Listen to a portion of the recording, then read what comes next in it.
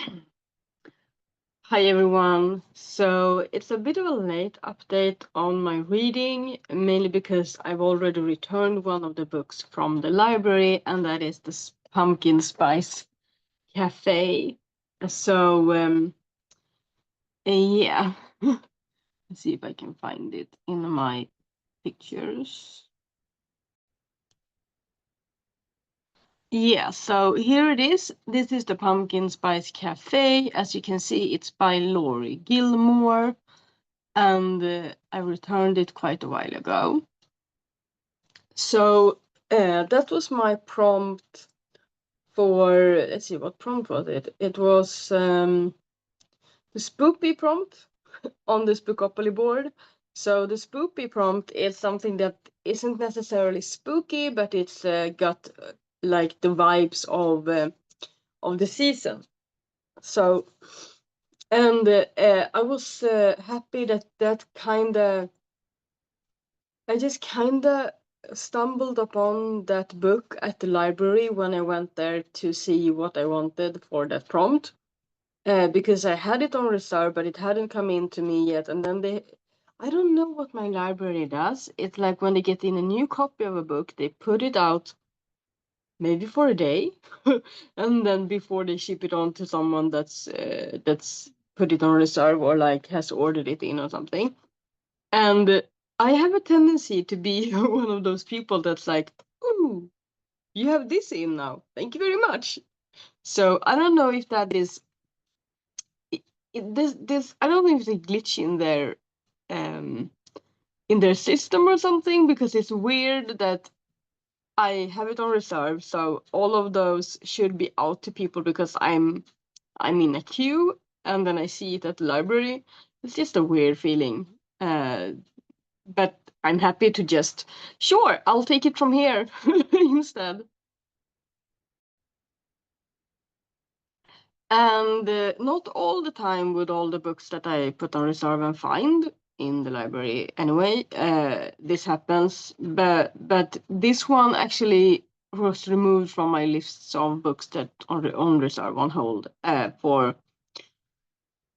So that happened this time, but it doesn't always happen. I still have another book on reserve that I've already had at home. So I don't know what their system is. It's flawed. Maybe it's flawed, or maybe it's something they do. I don't know. But anyway, so I read The Pumpkin Spice Cafe by Laurie Gilmore for my Spoopy prompt, and I really enjoyed it. I had read previously.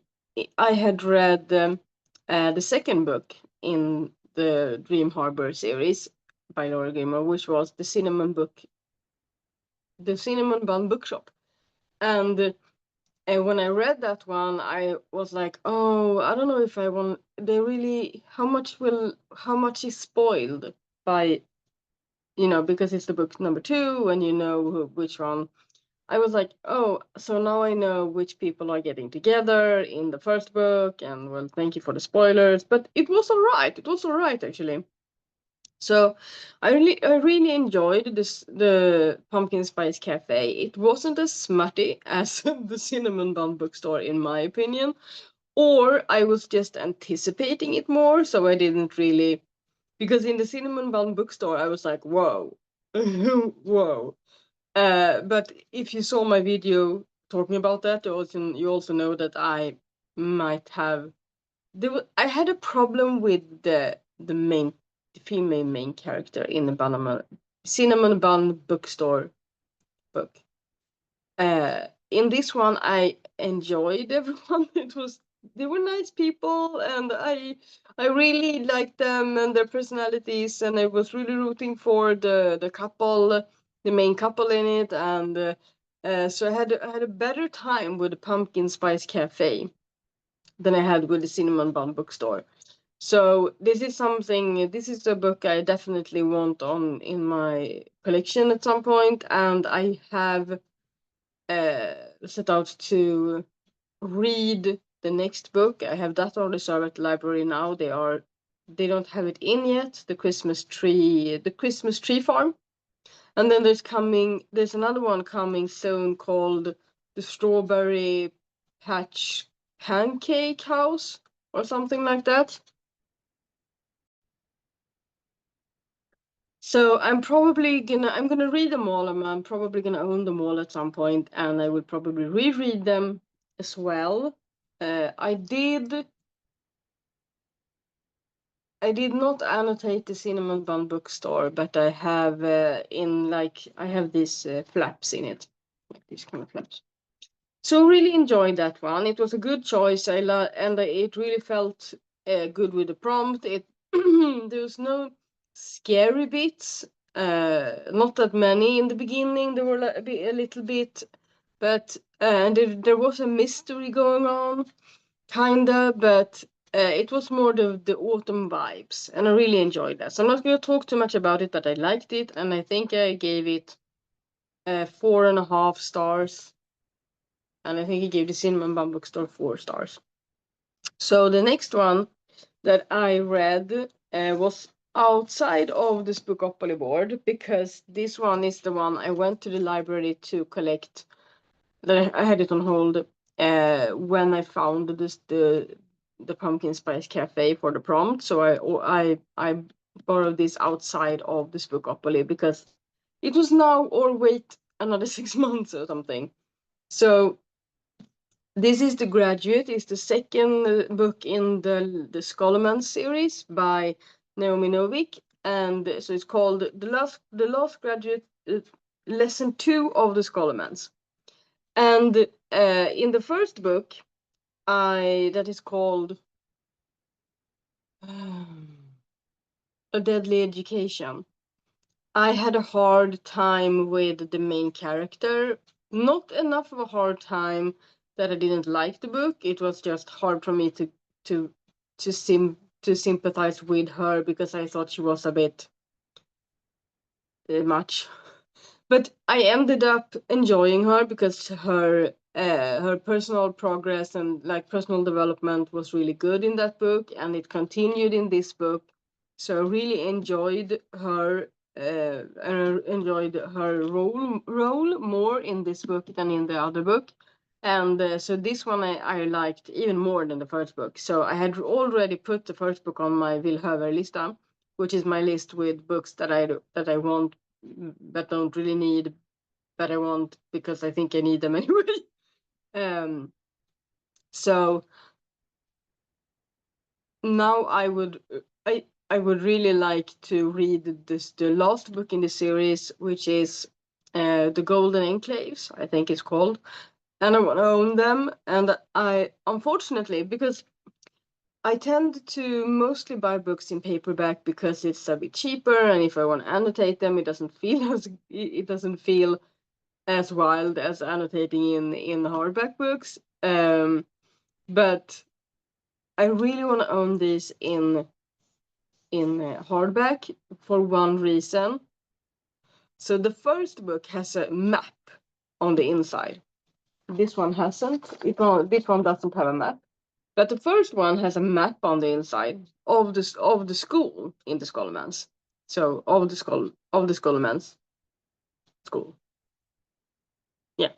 So, and that isn't present in the paperbacks that I've seen. So I want to own the hardback. And if I want one in hardback, then I want all of them in hardback, because I do have series where there's like the difference, but if I'm gonna, because I've bought them at different times and I haven't been able to find maybe the original edition, or maybe it's been picked up by another company, and so it's released by someone else and it doesn't look the same.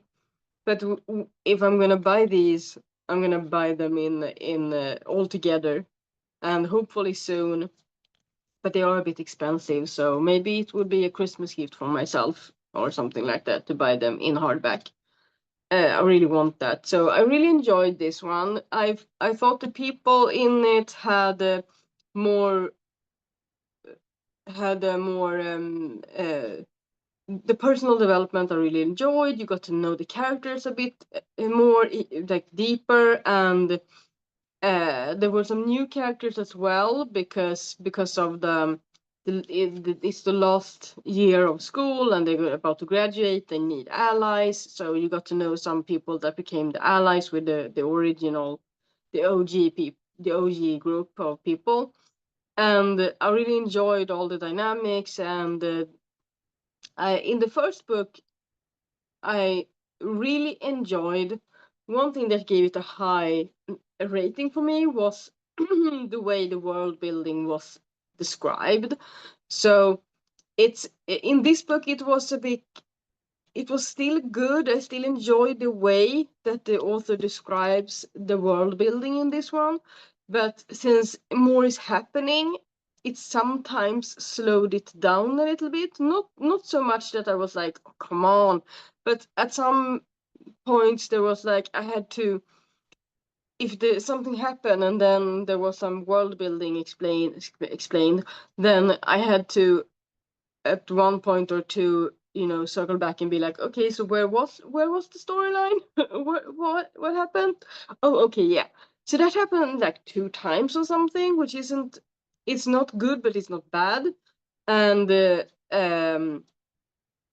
I think I know the world building in this one. No, so I don't think it will be it probably will be a lot of that in the last book anyway, because they will be out of school and there will be some new things. But I'm looking forward to getting to know the world building in that one, the continued world building. It's not something I think about and be like, oh, okay, yeah, no. I look forward to it. So I really love this one. I think I give it a 4.5 stars as well, or a 5 star. I think I give it a 5 star, and I've gave the first book a 4 star. So a 5 star for me is a book that I enjoyed. I loved it. I would recommend it, and most importantly, I want it in my collection, and I might want to annotate it. And in this one, I would like maybe to highlight like the. I think I would, if I would annotate this, I would focus on the relationships and the personal growth of the main characters actually, and the progression of their relationship. Probably, if I would annotate the world building, it would be a lot. So maybe I will, but I will read it again. I will definitely come back to this one and read it again. That's for sure. So really enjoyed that one. It's going back to the library in a week or so. So after that, I read. I finished reading my first chance card book in the Spookopoly. So with the chance cards, I have filled out every chance card with a book that it is in my library. I did not choose books. Like, I know that Becca from Becca and the Books that's hosting the Spookoplathon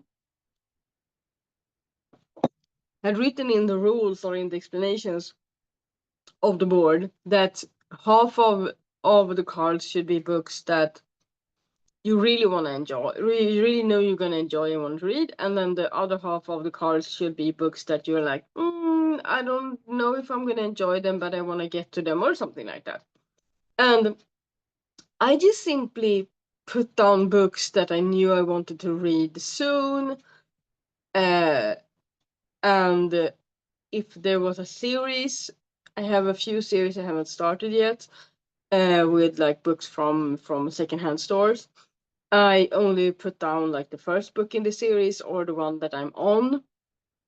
So I think I did that wrong, but it's okay. So I got this one, and this is actually a recent purchase, and I should, afterwards I was like, I should have saved this, because for me this is a summer read for me. It's more of a summer read, a vacation read. So you can see the author's name, Frida Skybeck, and it's the Swedish title on this one. So I read it in my native language, which is Swedish. So in English, I think it's called the book club at the end of the world. I think it is. So in this book, we follow two timelines.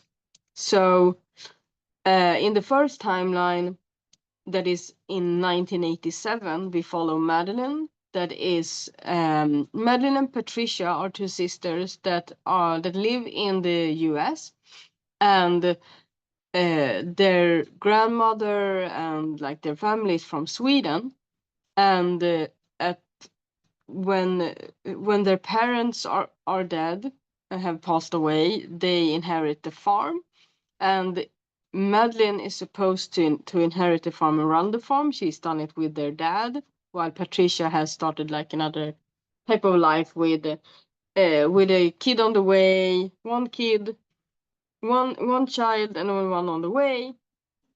And Madeline ends up being moving to Sweden for a year to be in some kind of church, like activity in some kind of church, and to do like an internship at the church in Sweden. So in the very, very southern tip of Sweden, where they speak almost so I don't understand them. It's a Swedish joke that people in the far south of Sweden speak Danish. They don't, but it's such a heavy dialect that it's not the same as speaking like Stockholm Swedish or Northern Swedish. It sounds different. But anyway, so they are at the southern tip, this church, and that's the end of the world. So it feels like she's coming to the end of the world, because when she's arrived in Sweden, she's looking out of the water towards Denmark, and it feels like she's reached the end of the world. And she's really happy, and she feels free, and she's so glad she did that. And then she ends up going missing. So early in the book, she ends up going missing, or early in the book, you know she's gone missing because you start following Madeline when she ends up in Sweden, and then in like the second or so chapter, you follow Patricia today, so in the 2000s, I think 2017 or 2020 or something like that. No, it's past 2020 because it's post-pandemic, so maybe 2022 or something like that. When is the book written? It's written in 20. It's written before. Okay, so it's written before the pandemic. It's released during the pandemic. That's why it has hints to the pandemic in this book. So, so the second timeline we're following is Patricia, the older sister of Madeline, I think. Yeah, older sister. And so it's today, and she finally wants to know what happens to Patricia. She went to Sweden in 1987, didn't really get a lot of answers, and then in the first chapter we're following her in today timeline. In the current timeline, she receives an envelope from an unknown person, and in the envelope is nothing but the necklace that Madeline wore when she went missing, and this necklace. So this is the necklace. So she receives that in an envelope, and she wants to know it just everything comes to the surface, and she wants to know what happened. So she goes to Sweden to find out what happens, and then we follow these two timelines. And I really enjoyed this book. I enjoyed it much more than I enjoyed the other two books I've read by this author as well, because I've read so this one is her second book at this company. So I actually read the bookshop on Riverside Drive first, and I really did. It's a fly here again. So I didn't really enjoy that one as much because I thought there was some indiscrepancies between the timelines, and it really didn't add up at the end. It felt a bit forced, something like that. So I gave it a 3 stars. I did enjoy it. It was just this thing at the back of my mind all the time, like this isn't really adding up, and it never really did add up. And then I read another book that I don't remember the name of that I enjoyed a little bit more, thankfully. So I think I gave that a 3.5 or 4 stars, and then I read this one, and this is 4.5. It's not one of my favorite books of all times, definitely not. So 4 and a 4.5. I enjoyed it a little bit more than the other book I read with her, by her, but not. It's like if I'm gonna rate them against each other, then the Riverside Drive book I would give maybe a 2.5 when I'm looking back at it, and then the other one a 3, and then a 3.5, and this one 3 3/4. Not really a 4 star, but enough that I want to hold on to it until next summer, and I might read it again next summer, and then I will decide if I want to hold on to it and if it becomes a favorite. So it's a possibility if it will become a favorite summer read. So it's definitely a summer read. Yeah. So I do recommend it if you like a feel good, like just temporary. Temporary? No. It's just a current novel. Is that the word in English? In Swedish, I would say nutidsroman, but I don't know the English word for it. So I would, yeah, if you like just contemporary, that's the word.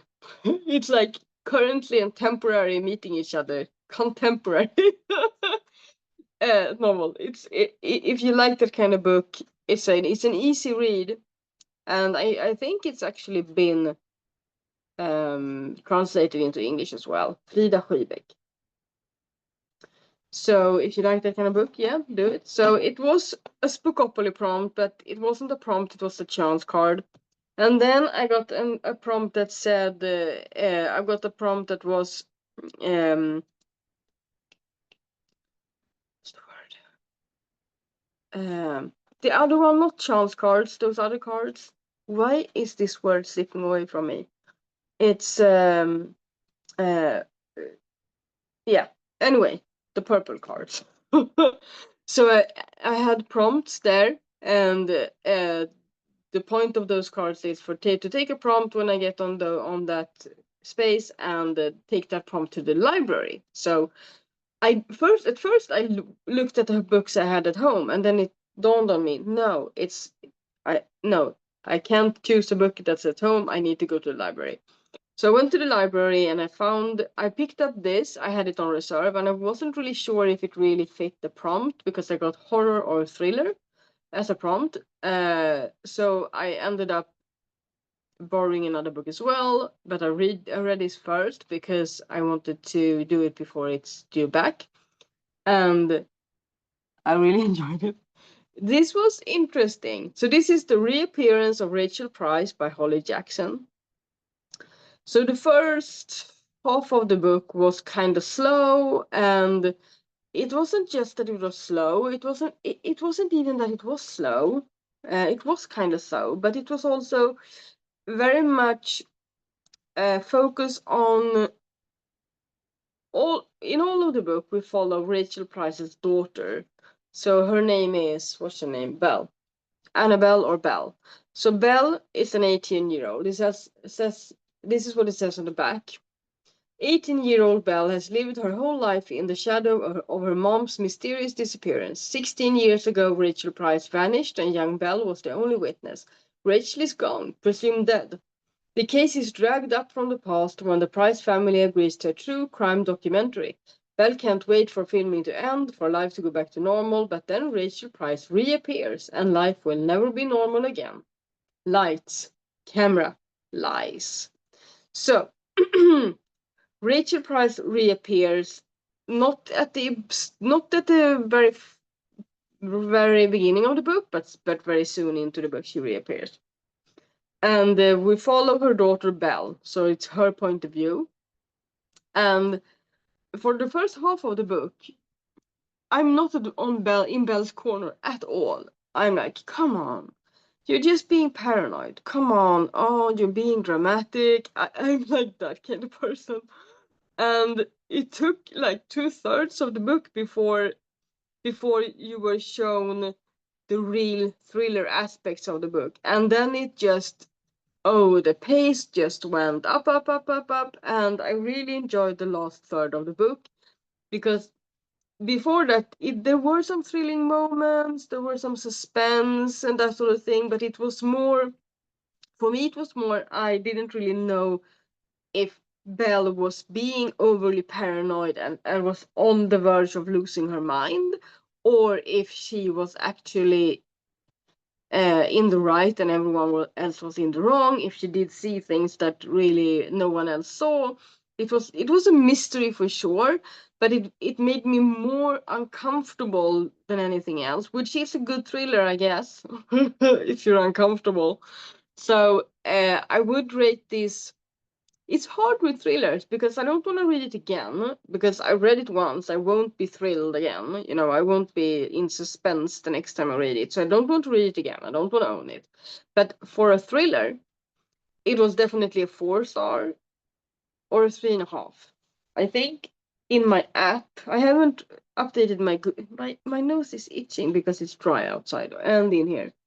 So I haven't updated my Goodreads yet for a while, but in my app that I keep track of the books, I think I gave it a 4 star, and I think I'm gonna stand by that. Yeah, I'm gonna stand by that because the ending was so, it really weighed up all of the before. So the first half, I was like, I didn't, when I read a thriller, I want to feel like I don't want to put it down, right? I didn't really feel that with this one.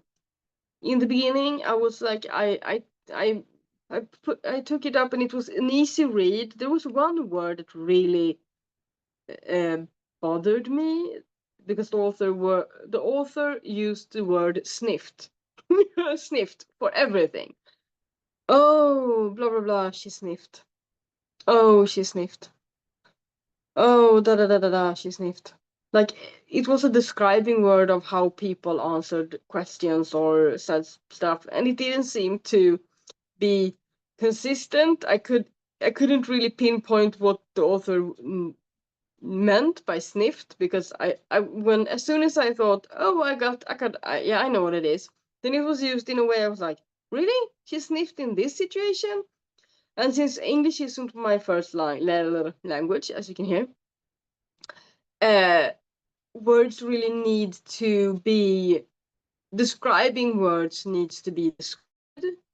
So if a describing word is not being, described in the way people stand, or if it's not communicated properly, or if it's communicated in different ways, then that word gets lost for me if it's not a word I'm familiar with.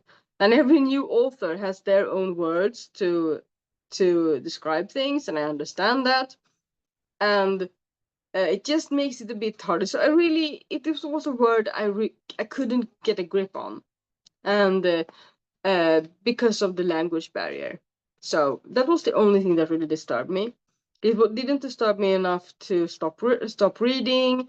I didn't like it enough in the beginning to want to push through it, like really hold on to it and be like, oh, oh, oh, oh, and just read.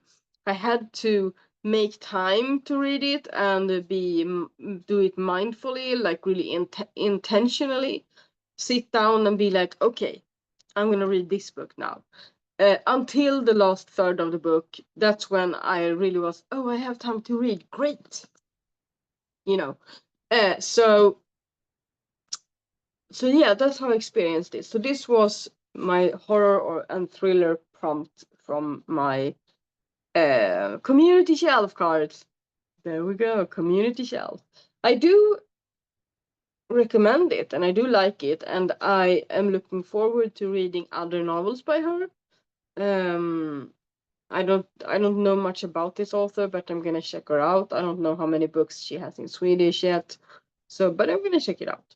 I do know that because she wrote A Good Girl's Guide to Murder, which I've heard different opinions of.